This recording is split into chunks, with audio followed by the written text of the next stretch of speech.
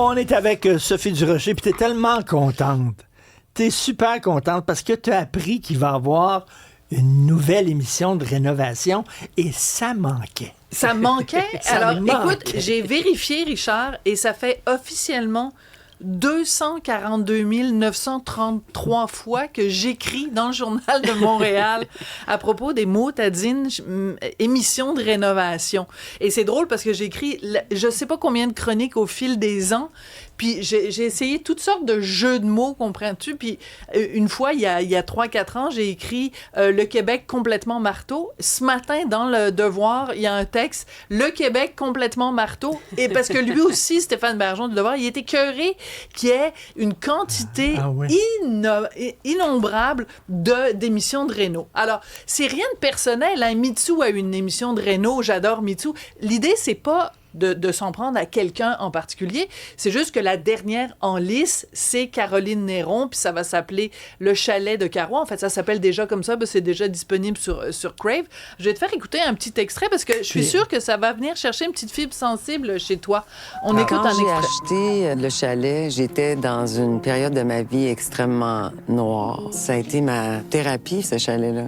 C'est une place que je veux garder. Je me vois vieillir Ça a été une thérapie, ce chalet-là. Est-ce que ça te dit quelque chose? Ça vient de chercher, parce que nous, on a déjà eu un chalet à un moment où on vivait des choses assez difficiles dans notre vie. Ça nous a beaucoup aidé. En 2012, pendant la grève étudiante, alors qu'on était les ennemis publics numéro 1 de Montréal, à cause on de la allait là sangria. se réfugier. Se réfugier. Alors, c'est intéressant parce que Caroline Néron, en entrevue, elle dit c'est pas juste une émission sur la construction du chalet, mais sur la reconstruction. Ça, je trouve que c'est intéressant. OK, mais y a-tu autant de gens qui rénovent au Québec, bordel? Oui, en fait, c'est l'offre et la demande. Il n'y aurait pas autant de motadines émissions de rénovation à la télé s'il n'y avait pas un public pour. Les diffuseurs, ils diraient, bon, on fait des émissions de rénovation, il y a personne qui les écoute, on va faire autre chose, on va faire des choses. Non, mais attends, c'est de la porn.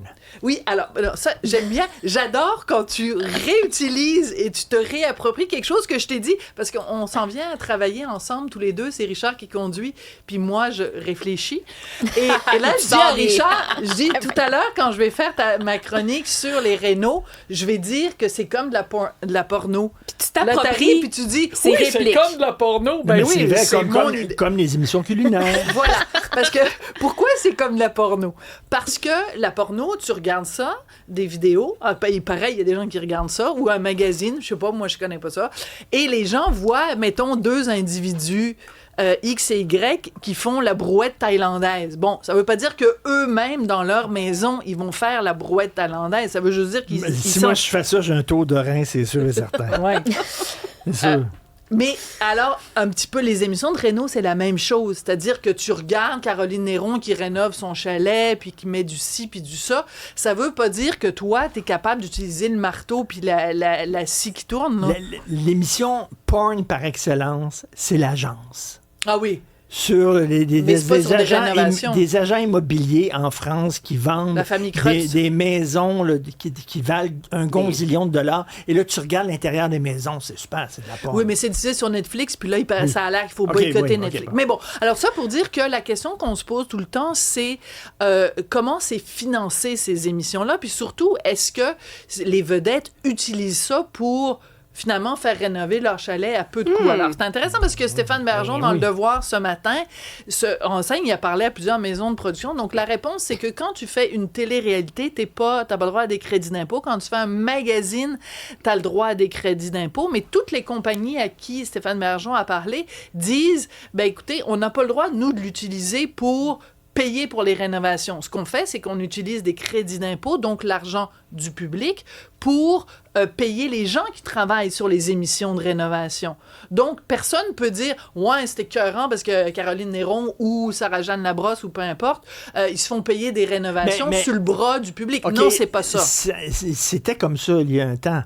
Il y avait un producteur québécois que je ne nommerai pas, qui est décédé maintenant, mais il était producteur d'une émission qui s'appelait Fleurs et Jardins.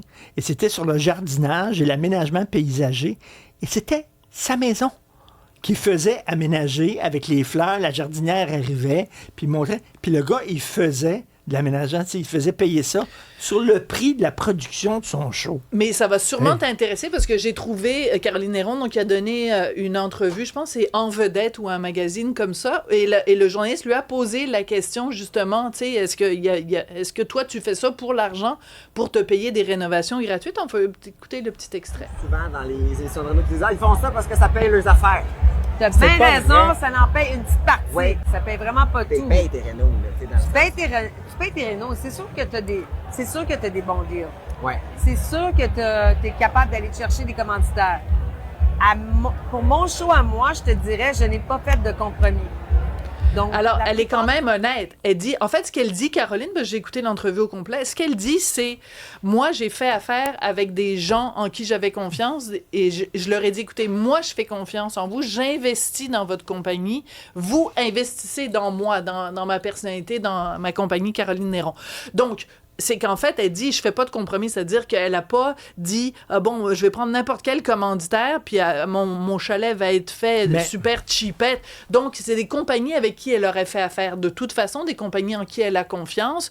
Puis c'est sûr que elle, ces compagnies-là, elles ont une visibilité en échange de quoi? Ben, c'est sûr que ces travaux de rénovation lui coûtent moins cher. Mais Dans ça veut les- pas dire que toute la rénovation est payée par les Au commanditaires. début des années 80, il y avait un cinéaste québécois qui avait une très belle maison de campagne dans les cantons Oui. de l'Est, mais Il qui a fait était un très film.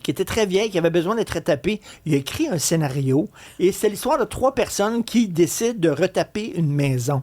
Puis ils chicanent, puis tout ça, puis toute la fin. Puis où c'est qu'il a shooté ça, tu penses? Dans sa maison. Fait qu'il y a eu des subventions pour tourner son film, puis son film, c'était un prétexte à faire rénover sa maison au grand complet sur le bras de monsieur et madame. C'est ça. Puis on n'est pas en train de dire, évidemment, que les gens dont on Non. vient de mentionner le nom au cours des 4 dernières minutes de ma chronique sont des gens... Non, mais je trouve que c'est intéressant de se poser la question. Donc, je trouve qu'à la fois l'article du Devoir et l'entrevue de Caroline nous permet de mieux comprendre, en effet, comment ça se passe. Mais très honnêtement, c'est peut-être parce que moi, ça me touche pas, mais je suis fascinée de voir à quel point chaque saison, parce que je peux t'en faire la liste, là, en ce moment, donc, il y a Caroline avec son chalet, il y a Déconstruire avec Christine Beaulieu, Passion poussière, Sarah-Jeanne Labrosse, d'ailleurs, Labrosse, poussière, je sais pas, en tout cas, il y a peut-être juste moi qui trouve ça drôle, Deux sœurs et un duplex, Valérie Chevalier, sa sœur, Une étape à la fois de Marie-Lou, Karine Vanasse et Sa maison jaune, on a l'impression que... On devrait en partir une. Oui, me vois-tu est-ce avec qu'il me reste des 2 émissions de secondes? cuisine. Je veux me juste vois-tu avec raconter... un marteau dans la main? Tu sais que je connais bien Emmanuel Bilodeau parce que, tu sais, on a fait notre stage à la presse dans le temps où Emmanuel voulait être journaliste au lieu d'être comédien. Pas mal plus payant être comédien. Mais donc je rencontre à un moment donné Emmanuel Bilodeau, récemment, il y a 2 ans à peu près. Puis là, il me raconte qu'il y a un chalet dans les cantons de l'Est, puis tout ça. Puis là, je dis, coudonc, je dis, tu devrais faire comme tout le monde dans la colonie artistique, faire une émission. Il me regarde, puis il dit, ben oui, c'est ça qu'on fait. On fait, Aïe, il aïe. fait une émission. Puis là, vous pouvez regarder ça. Là. Il y a une émission, en effet, sur Bon, Emmanuel Bilodeau et son chalet. merci. Puis ce soir, on essaie la brouette thaïlandaise. On en parle demain. Merci, Non. Sophie. Et dans la voiture sur la route du Peut-être retour. pas. Oui, c'est ça.